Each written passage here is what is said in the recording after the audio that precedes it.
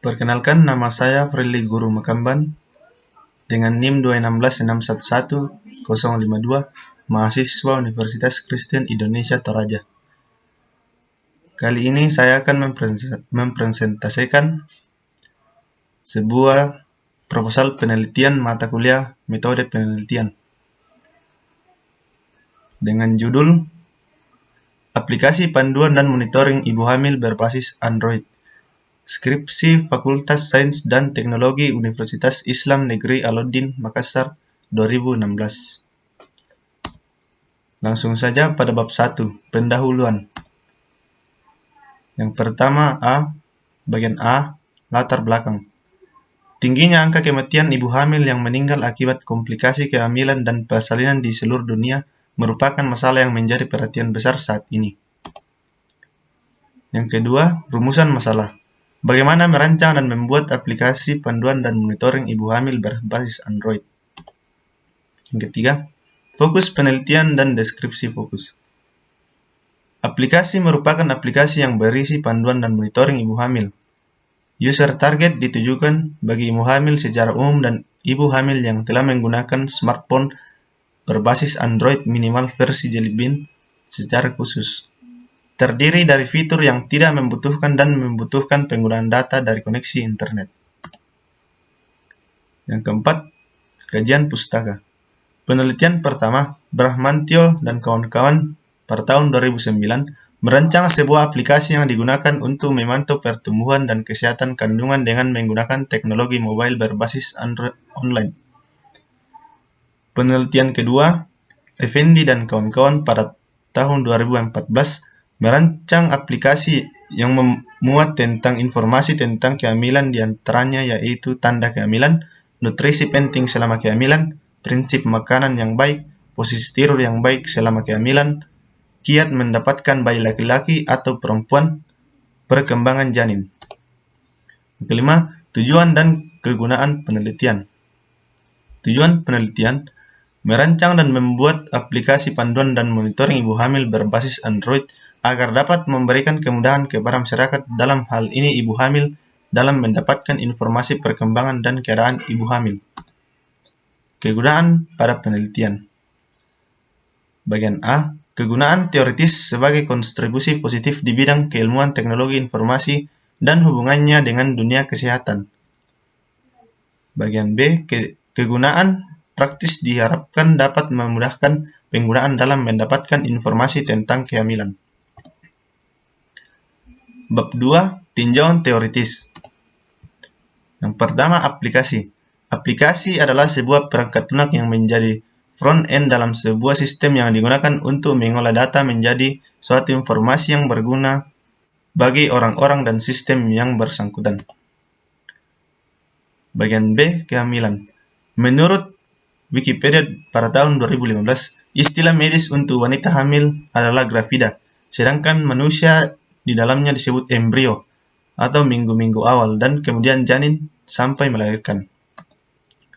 Yang ketiga, Android. Android adalah sistem operasi untuk telepon seluler yang berbasis Linux, menyediakan platform terbuka bagi para pengembang untuk menciptakan aplikasi yang digunakan oleh bermacam piranti bergerak. Bab 3, metodologi penelitian. Yang pertama, jenis dan lokasi penelitian. Jenis penelitian yang digunakan adalah design dan creation. Design and creation merupakan penggabungan antara metodologi penelitian dan metodologi pengembangan aplikasi. Yang kedua, pendekatan penelitian.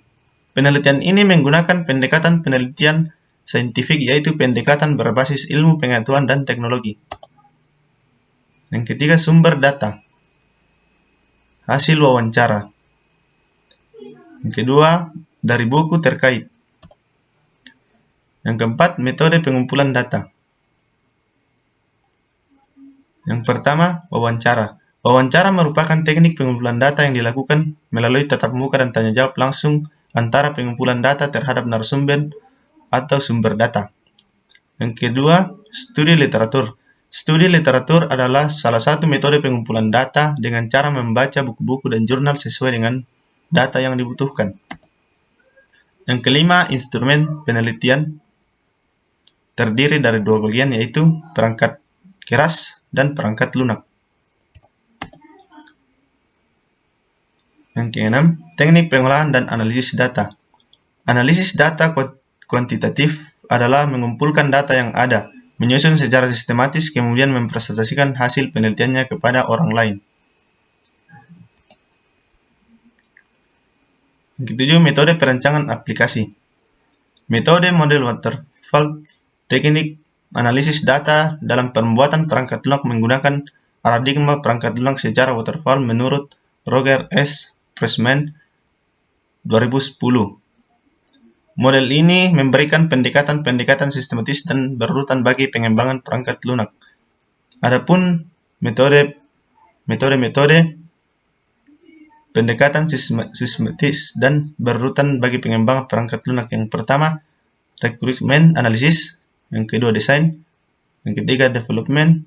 4, testing. Yang kelima, maintenance. Infographic style.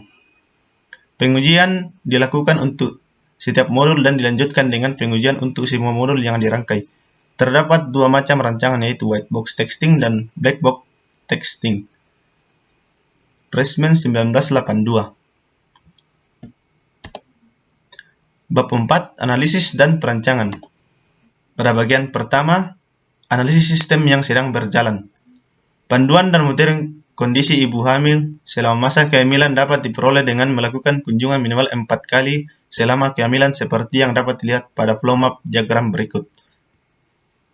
Pada bagian B, analisis sistem yang digunakan.